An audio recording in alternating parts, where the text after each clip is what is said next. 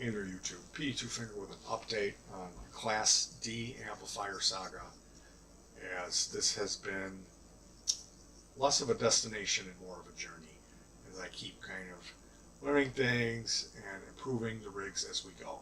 So we went out, we did a remote jam session with the equipment.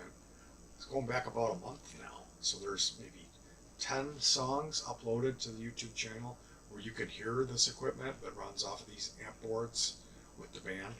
You notice I'm a little loud in some of those, and some of them the drums are a little underpowered, the drum machine. So this was a 50x2 board which was powering the drum machine, and I paid maybe $5.50 for this board. I knew it was not the best, and then after I purchased it, I found a video where a guy had did some significant testing on it, and his opinion was that his testing showed that this is not the best board. So I would not recommend this style board, although they have one that looks similar to it, which is the one that I know people were buying and improving it by putting in better capacitors, and they were really fond of that board. All I know was that with the configuration that I had using the improper EQ and this amp board, it didn't sound so great. So I've got a unit that's in there now is twice the power, and I put in a more appropriate equalizer system that lives inside the amp. The old EQ was outboard. It was in a little metal, like a pedal chassis box. So we'll have to see. You know, no one can say how it's going to run until we get out there and test it. And if I do need to add an additional battery, because the board that I put in there is a 100x2. This is a 50x2. But basically these boards respond to how much power you throw at them. So the more power that you give them, the more batteries that you put on it, the louder it's going to be. But at some point, we have to hit a ceiling where it's loud enough. And I'm hoping to avoid adding that third battery. Now, when it comes to this band, there's a keyboard rig, 2 guitar players with separate rigs, the bass player, and then the drum machine. So last year was the year where we improved our speaker set quite a bit. We ran into just incredible deals secondhand or at Goodwill most of the time. So through that, getting those bigger speakers, we upgraded our amps and then doing things differently. I had a multi-effector that was, most of my tone was coming from there, and that unit didn't sound good if you ran it through a guitar amp. It sounded great running it through a full range speaker setup, which means you have a tweeter and a bass speaker and a mid-range speaker. So like if you ran this with headphones or through full range set or through the PA, it would sound great. Through a guitar amp, it would sound terrible. And that's called a chord Pandora.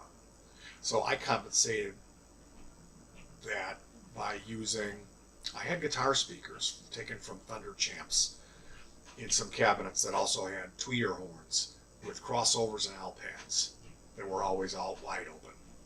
Because I liked having that high end. I needed that high end that came through the tweeters. So the EQ system that I ran, at the time I was buying, they were $9. It was called bass guitar EQ harness. It had bass, mid-range, and treble. It was really more bass voiced for bass frequencies. Not so good for guitar. But in this setup with the full range, it did work. It worked fine. I always set it plus maybe 3 on treble, and then I could even scoop out the mids using the mid, and then plus a little bit on the bass, and it worked fantastic up until this year when everything changed and I got the Gauss full 12-inch speakers, and I switched over, instead of running a bunch of pedals into a multi-effector, coming out stereo into some more stereo effects, and then back in like using a loop. It was too much stuff for live. I stripped everything down to a single Zoom G1ON, the little Zoom, and I'll tell you what, it was cheap. It was $50, but that is an incredible piece of technology, and they threw everything in it, and it really, it sounds wonderful. So taking my time to program it, I got it to sound great. I ran it through the actual speaker that I was going to use at the gig, but I used a crate amp that plugged in, just out of convenience. So then when I got done programming all the presets, which took a while, it was a couple of days, I set everything up with the actual amp to hear it, and it sounded like there was a wet blanket on the amp. So I ended up having to use an external EQ, which I don't really want that. I want everything. At this point, I want to have a wah, my multi-effector, and the amp. That's all that I want to run for outdoors.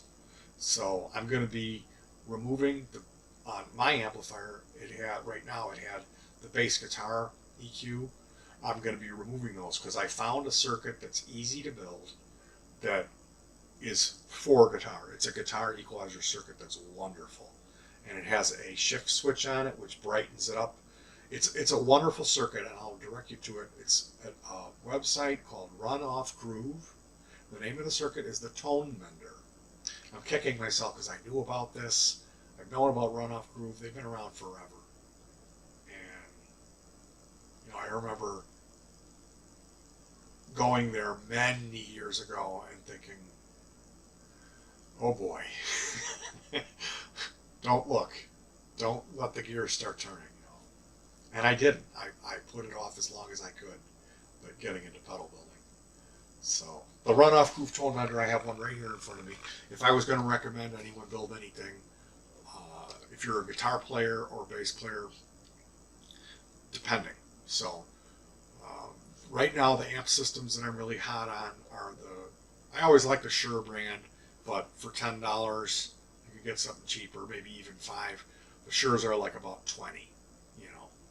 But in this amp, I have a 100-watt mono amp that is a TPA 3116D2.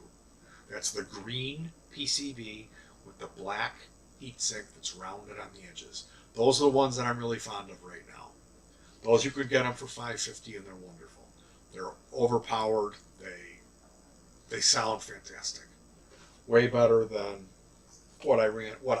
As far as what I feel. I mean, I didn't test this with the guitar setup. I tested this with the drum machine. So is it really fair to bash this? I don't know. All I can say was I felt that after I watched the video of the guy testing this, and his test came out that it just didn't perform very well. And to my ear, this is the TPA 3116D2 with a Runoff Groove Tone Mender, which has gain control, bass, mid-range, treble, and then this shift to the frequency switch, which brightens it up quite a bit, which is, in my case, exactly what I needed. Now, on this PCB, there is a single blue trimmer pot, which is a 10K, to adjust the master volume. You adjust that with a pencil screwdriver, a mechanic's small screwdriver. What I did in this case, I unsoldered and removed that set and forget trimmer, which is 3 legs, and then solder in 3 wires and run those to an external pot or control for my master volume control. So if it was a stereo board, like in my amp is stereo, I'm going to have to remove 2 of those. There's 2 trimmers. And there you go. Remove 2 trimmers and solder in 2 pots to achieve the same goal. So to review, I had tried to save $1. At the time I was ordering, like this is a Shure 3118 60-watt mono board. This was like $20. I just ordered a bunch of stuff. This is another, it's a TPA 3118. This is a cheap one to compare. I had been ordering a bunch of stuff, and to save money, I got a $5 board to see how it would pan out. Putting it on the drums wasn't really smart because we need something powerful for our drums. So factoring in, if I move my speakers back a little bit and I have a master volume, I'll be able to tame things quite a bit. And then having enough power and the proper EQ for the PA that runs the drum machine. That drum machine PA, I mean, Right now it's got a 100 watt by 2 amp in it. It's a quality unit. And then we were using this outboard EQ, which guess what it was?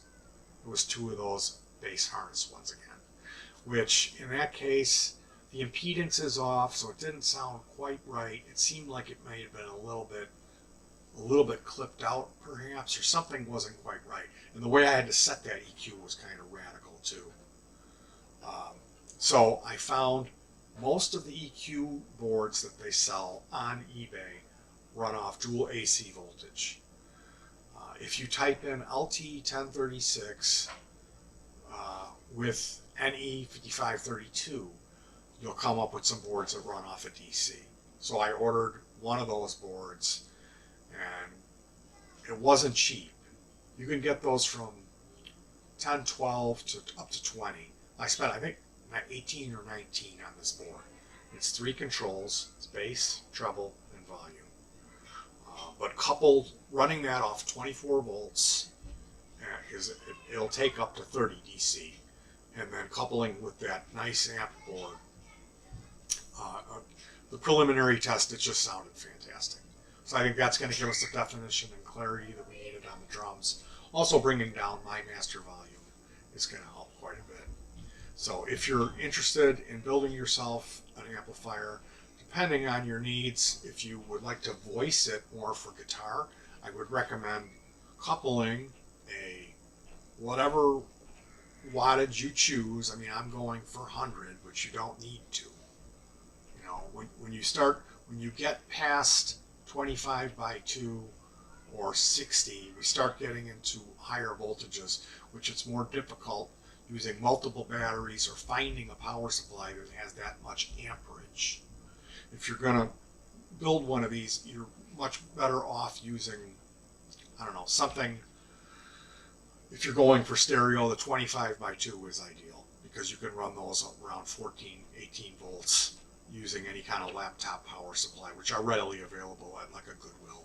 Anything around more than 3 or 4 amps is going to be sufficient to power it. But more importantly, to power the front end, which, you know, we're typically, guitar players nowadays use pedals to get their dirt. In this situation, we're not building a Hughes and Kettner big, wonderful tube amp that has the distortion built in. This is more like a PA for your pedal board or your multi-effector. So in that situation, the gain knob is not going to be giving you any kind of grit or dirt. The gain knob just brings up the decibels along with the master volume. But in this case, if you're a guitar player and you're looking to build yourself a Class D amplifier, pairing it with the runoff groove tone mender is the smart move. If you're a bass player, any kind of, you know, you could build it as a powered speaker and then use a tone bone or a preamp pedal that you have.